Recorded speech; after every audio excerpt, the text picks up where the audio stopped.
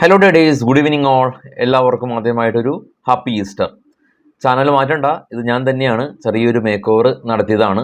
Make over അല്ല, ചെറിയൊരു ഹെയറിൻ്റെ ഒരു ട്രീറ്റ്മെൻ്റ് ആണ്. അപ്പോൾ ആദ്യം കരുതി വോയിസ് മാത്രം മതിയെന്ന്, പിന്നീട് കരുതി കുഴപ്പമില്ല, നിങ്ങൾക്കത് അക്സെപ്റ്റബിൾ ആണ്, പതിയെ മുടി വളരും.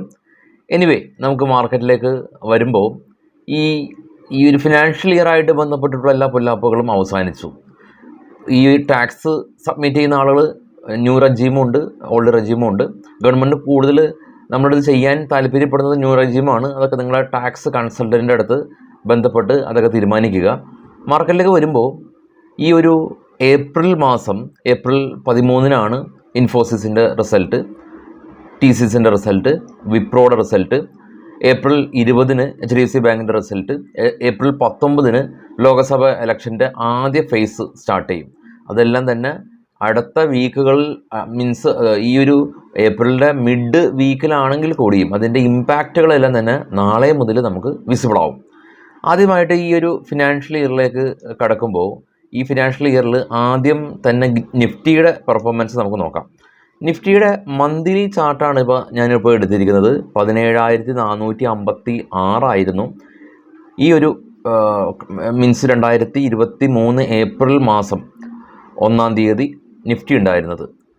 അതിനുശേഷം 30% നിഫ്റ്റി എന്ന് പറയുന്ന ഒരു ഇൻഡെക്സ് ഇന്ത്യൻ മാർക്കറ്റിൽ ഈ കഴിഞ്ഞ ഒരു ഫിനാൻഷ്യൽ ഇയറിൽ നിഫ്റ്റി നമുക്ക് തന്നത്. അതിശക്തമായ രീതിയിൽ നിഫ്റ്റി മുന്നോട്ട് പോയിട്ടുണ്ട്. ഏകദേശം ഒരു 30% റിട്ടേൺ.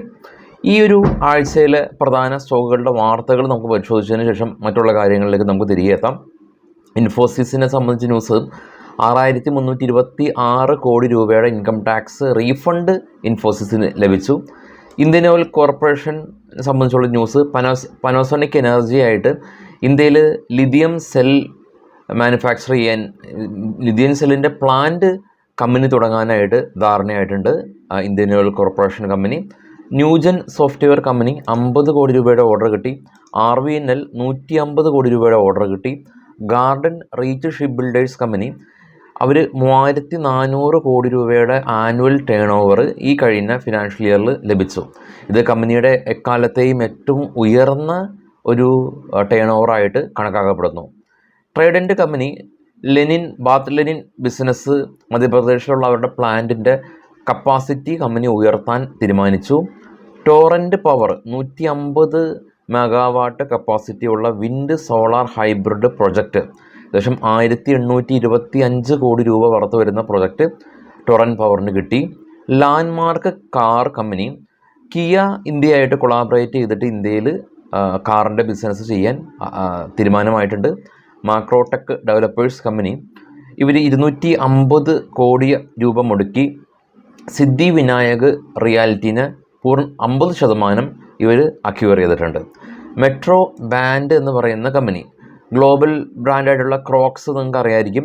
അപ്പോൾ ക്രോക്സ് ആയിട്ട് കൊളാബറേറ്റ് ചെയ്തിട്ട് ഇന്ത്യയിൽ അവർ ചെപ്പലെല്ലാം തന്നെ ചെയ്യാനായിട്ട് മെട്രോ ബാൻഡ് ധാരണയായിട്ടുണ്ട്.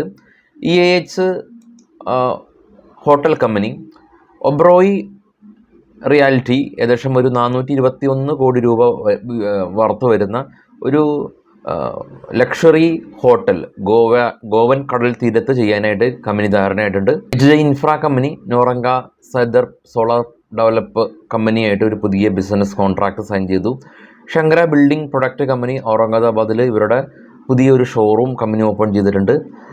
കാൻഡിൽ റീറ്റെയിൽ, ഇവർ 534ാമത്തെ പുതിയ അവരുടെ ഷോറൂം കമ്പനി ഓപ്പൺ ചെയ്തു. ഇന്ത്യയിലുടനീളം ഇപ്പോൾ കമ്പനിക്ക് 534 ഷോറൂമുണ്ട്. IndiGo company, Abu Dhabi Kannur direct ഫ്ലൈറ്റുകൾ കമ്പനി ആരംഭിച്ചിട്ടുണ്ട്. ഗ്ലോബൽ സ്പിരിറ്റ് കമ്പനി, വെസ്റ്റ് ബംഗാളിലുള്ള ഇവരുടെ പ്ലാന്റിൽ നിന്ന് കൊമേഴ്ഷ്യൽ പ്രൊഡക്ഷൻ ആരംഭിച്ചു. JSW സ്റ്റീൽ കമ്പനി, വിജയനഗറിലുള്ള ഇവരുടെ പ്ലാന്റിൽ നിന്ന് കൊമേഴ്ഷ്യൽ പ്രൊഡക്ഷൻ ആരംഭിച്ചിട്ടുണ്ട്. ഇനി ഗ്ലോബൽ മാർക്കറ്റ് നമുക്ക് പരിശോധിക്കുമ്പോൾ, നമ്മുടെ മാർക്കറ്റ് ക്ലോസ് ചെയ്തതിന് ശേഷം, അതല്ലെങ്കിൽ ഇന്നലെ ദിവസം US മാർക്കറ്റ്, അതല്ലെങ്കിൽ യൂറോപ്യൻ മാർക്കറ്റ്, ഏഷ്യൻ മാർക്കറ്റ് എല്ലാം തന്നെ പോസിറ്റീവ് ആയ രീതിയിലാണ് ഇപ്പോൾ ട്രേഡിങ് അവസാനിപ്പിച്ചത്. ഇനി അടുത്ത ആഴ്ചയിലെ വിപണിയെ സ്വാധീനിക്കുന്ന പ്രധാനപ്പെട്ട ഈവൻറ്റുകൾ നമുക്ക് ഡിസ്കസ് ചെയ്യാം. ആദ്യം ഏപ്രിൽ 1 തീയതി യു.എസിൽ നിന്ന് മാനുഫാക്ചറിംഗ് PMI 7:15 PM ചൈനയിൽ നിന്ന് manufacturing PMI 7:15 AM German UK market Easter കാരണം അവധിയാണ്. ഏപ്രിൽ 2 യു.എസിൽ നിന്ന് ജോബ് ഓപ്പണിംഗ് 7:30, ജർമ്മനിയുടെ മാനുഫാക്ചറിംഗ് PMI 1.25, ജർമ്മനിയുടെ CPI inflation 5.30, UK manufacturing PMI 2 മണി. ഏപ്രിൽ 3 യു.എസിലെ non farm employment change, Jerome പവലിൻ്റെ സ്പീച്ച്, കൂടാതെ തന്നെ യൂറോസോണിൻ്റെ CPI 2.30. April 4 initial jobless claim യു.എസിൽ നിന്ന്. ചൈന ഹോളിഡേ ആണ്. UK സർവീസ് PMI ഉണ്ട്. ഏപ്രിൽ 5 യു.എസിലെ അൺഎംപ്ലോയ്മെൻറ്റ് റേറ്റ് ഉണ്ട്. ചൈന വീണ്ടും ഹോളിഡേ ആണ്. UK കൺസ്ട്രക്ഷൻ PMI വരുന്നുണ്ട്. ഇന്ത്യയുടെ ഇൻട്രസ്റ്റ് റേറ്റ് ഡിസിഷൻ 10 AM ആണ് വരുന്നത്. അപ്പോൾ അടുത്ത ആഴ്ചയിലെ മാർക്കറ്റിനെ സ്വാധീനിക്കുന്ന എല്ലാ ഈവൻറ്റുകളുടെ സമയം നമ്മുടെ വെബ്സൈറ്റിലുണ്ട്, ചെക്ക് ചെയ്യുക.